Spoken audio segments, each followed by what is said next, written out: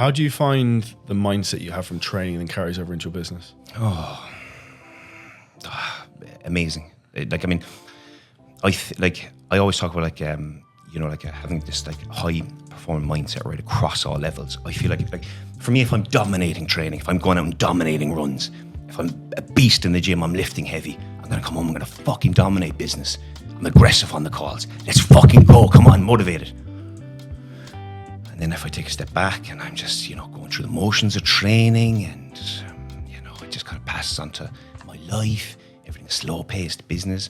So for me, and I think for a lot of people, you have to try and perform high level across all areas, High level, you have to be pushing the boundaries. You're the same, we had this conversation, you push it to the extreme when you were shredded in Romania, within an inch of your life, extreme. And that's that high performing mindset, high performing actions around training. You're the same.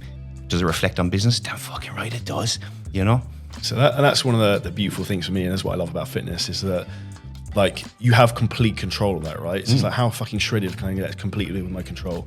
Business, you have less like control. And one of the things that actually is going to make you most happy in life is what's called locus of control, and that's your mental belief in terms of how much control you have over your life. Yeah. So when you start to feel like your locus of control is really strong and you can control where you're going, you inherently be happier, more confident, and you will actually then get more progress because you feel like you're in charge of your own destiny. So having control of your own locus of control is one of the best things that people can have. And that's one of the things I try and, from fitness, always help people to get, and now into the business aspects, helping people that as well. Because when you have absolute clarity of, this is where I want to go and these are the steps to get there, you then have clarity of, okay, these are 2 to 3 things I need to think about every single day. And one of the best things, like even since coming back to Maldives, I started writing down. I used to do this differently, but I changed it recently. So I'll write down, I am worth X amount of money. My net worth is blah, blah, blah. Yeah. I have X amount of mastermind clients. I have X amount of fitness clients. I drive X car to the gym. So like you're speaking in present tense about yourself, and then the language you speak about yourself is very powerful, then will inherently become true because you start to believe it. Yeah, totally agree. You didn't train in Maldives, did you? No, because I was sick. But I worked my tan a lot other than getting horrendously sunburnt. And this is actually a massive hack I'd recommend for anyone if possible, if you get your business to this point, is where one of the worst things that happens in the world right now, and I became really aware of this from the second time I've done this, is your inability to think for yourself. So your own thoughts aren't actually your own thoughts, because your own thoughts that you're thinking about are based upon what you've seen on social media, what someone said to you, what you've read somewhere. If you actually take all that shit away for 4 days, you don't read anything from like outside social media crap, you don't have anyone messaging on WhatsApp, you can then actually start to regain your own thoughts of like, where am I going in life? What do I really want? What's important to me? How the fuck am I gonna get there?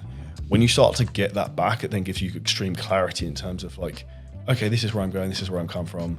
I feel happy where I'm at, but this is the next step to get there. And I think for anyone listening to this, if you've never done that before, I had 4 or 5 days, no phone at all, and it was beautiful. And the same thing last year. I noticed you weren't on the stories. No, like, nothing. You okay?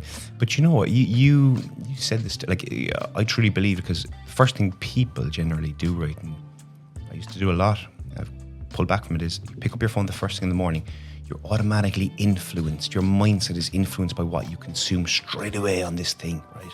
It's poisonous.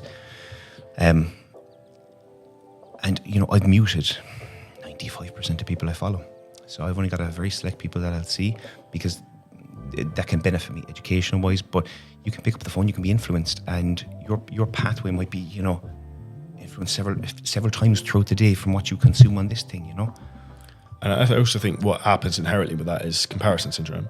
So I don't give a shit who you are, like what level you are. Like I get that, other people get there more advanced than me, because you never look back, you only look up. So you feel inferior because you haven't achieved X, Y, or because you haven't got a certain car, or because you don't look a certain way. And that's actually has a lot of damage to you in some respects, rather than actually motivating. So I think a very important thing for anyone listening to this, if you have anyone who you follow who doesn't actually add value, then that's someone that I would try and alleviate from your life to get rid of you.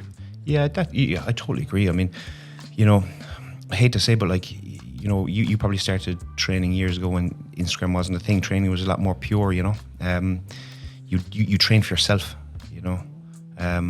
not for the Instagram or for other people,